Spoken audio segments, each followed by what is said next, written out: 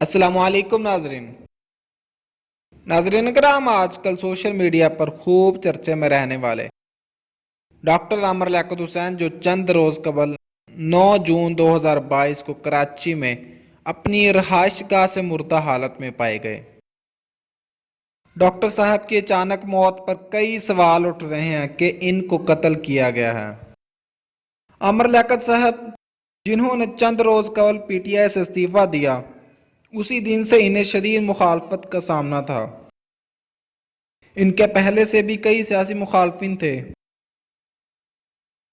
Doctor صاحب جنہوں نے پہلے شوبز میں قدم رکھا اور پھر سیاست میں اپنی قسمت آزمانے کی کوشش کی۔ انہوں نے کئی رمضان ٹرانسمیشنز اور گیم شو کیے اور خوب شہرت سمیٹی۔ MKN کے رہنما کی حیثیت سے سیاست میں قدم رکھا۔ چند سال بعد مارچ 2018 میں پاکستان تحریک انصاف جوائن کی اور عمران خان کے لیے خوب کمپین چلائی۔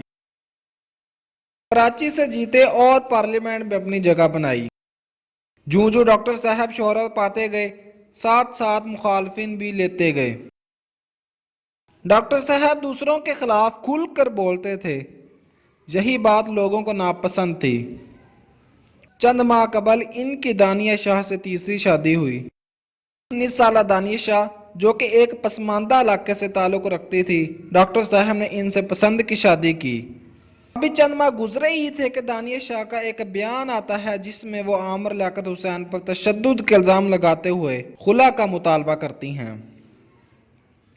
دانیہ شاہ کا مزید کہنا تھا کہ ڈاکٹر صاحب ان پر نشے کی حالت میں تشدد کرتے ہیں اور انہیں کمرے میں بند کر کے کئی روز تک کھانا نہیں دیتے۔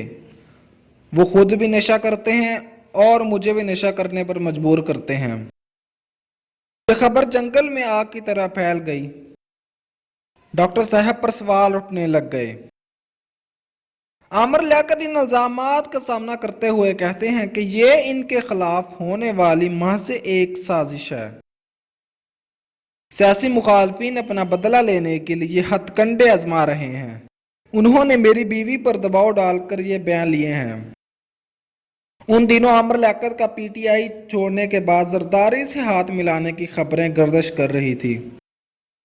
ہر کسی کو شک پی ٹی آئی پر ہی تھا۔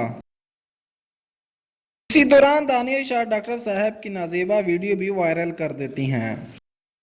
یہ تمام چیزیں ڈاکٹر عامر لیاقت حسین پر پہاڑ کی طرح ٹوٹتی ہیں، جس سے وہ اندر سے ٹوٹ جاتے ہیں۔ انہوں نے اپنی تیسری بیوی کو خوب منانے کی بھی کوشش کی۔ اتنا کچھ ہو جانے کے بعد بھی بڑے دل کے مالک عامر لیاقت حسین صاحب، جنہوں نے ایک لمبی ویڈیو بنائی اور تمام لوگوں سے معافی کا مطالبہ کیا اور جلد ملک چھوڑ جانے کا بھی کہا۔ ان کی اچانک موت پر ہر کسی کو شک تھا، اسی لیے پولیس کی جانب سے ان کا پوسٹ مارٹم کرنا چاہا، لیکن ان کی پہلی بیوی اور بیٹے آڑے آ گئے اور انہیں پوسٹ مارٹم نہ کرنے دیا۔ نماز جنازہ کے بعد ان کو دفنا دیا گیا۔